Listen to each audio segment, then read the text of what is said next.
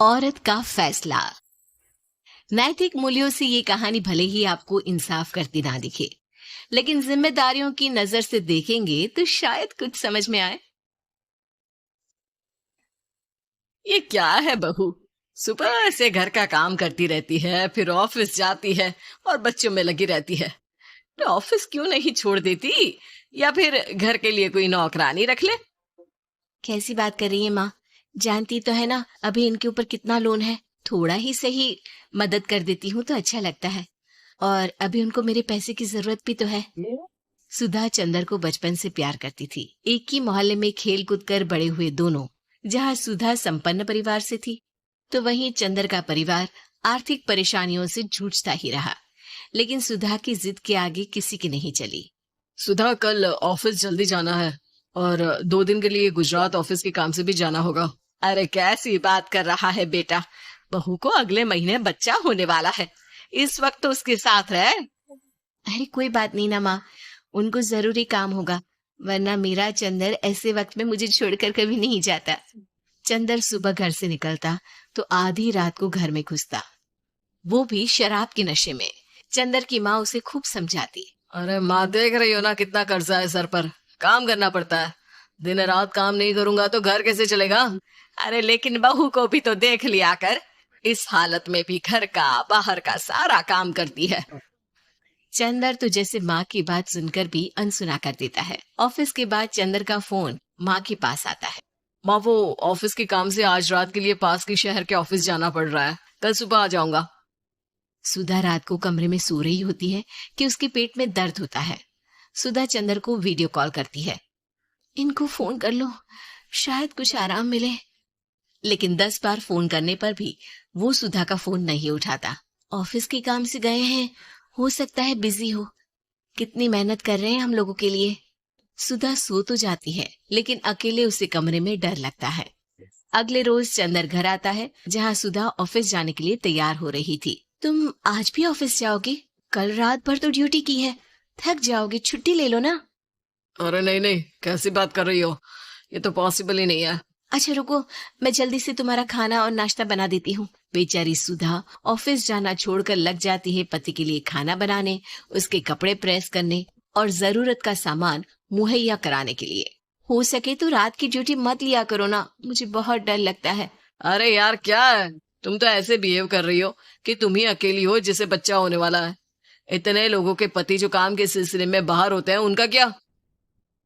सुधा को चंदर के मुंह से ये बातें अजीब लगती है। अरे हुआ क्या है तुमको? पहले तो तुम मेरा कितना ख्याल रखते थे, मेरे पास रहते थे, मेरी दवा से लेकर खाने पीने तक का सारा ख्याल। और अब इस बार तो तुम एक दफा भी मेरे साथ डॉक्टर के पास नहीं आए, क्यों? अरे पागल हो गई हो क्या? पागल वाली बात कर रही हो?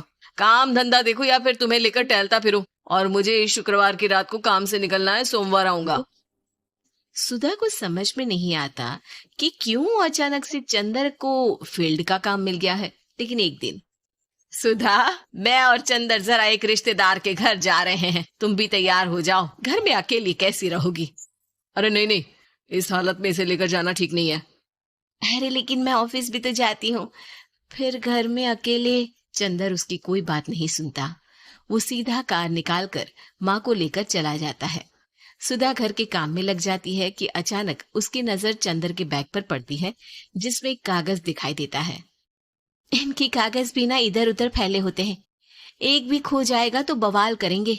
लेकिन जैसे ही सुधा वो कागज खोलकर देखती है तो वो सदमे में आ जाती है। दरअसल वो कागज नहीं, बल्कि चंदर और उसके ऑफिस में काम करने वाली लड़की चांदनी की गोवा की टिकट होती है। सुधा चंदर के बैग को खोलकर देखती है तो उसे होटल के बिल से लेकर महंगे गिफ्ट्स और दूसरे शहरों के टिकट मिलते हैं। सुधा को समझते देर नहीं लगती कि उसका पति किसी और लड़की के साथ है। चंदर के आने पर सुधा उससे बात करती है। अरे नहीं नहीं, ऐसा कुछ नहीं है, तुमको गलत फहमी हो गई है। लेकिन जब सुधा के सवाल तीखे हो जाते हैं तो चंदर को अपनी गलती माननी पड़ती है और वो सुधा से माफी मांग लेता है। सुधा फैसला कर लेती है कि वो चंदर को छोड़ देगी। बच्चे और सामान को लेकर वो घर से निकल ही रही होती है कि सास उसे रोकती है। कहाँ जाएगी बेटा, रुक जा। चंदर को सुधा का जाना खल नहीं रहा था। वो झूठे मुंह भी उसे रोकने की कोशिश ही नहीं कर रहा था। सुधा चंदर को देखती है और मायके चली जाती है। मायके में माँ कहती है, अरे ऐसे कैसे घर छोड़कर आ गई? कौन सा चंदर तुझे छोड़ रहा था? माफी तो मांग ली थी ना। देखो बेटा, बेटी डोली में जाती है और अर्थी में ही निकलती है। पर पापा, मेरा आत्मसम्मान, उसका क्या? आपने मुझे पढ़ाया लिखाया है, इस लायक बनाया कि मैं खुद का खर्चा उठा सकूं, बेटी को पढ़ा सकूं, एक अच्छा जीवन पाऊं।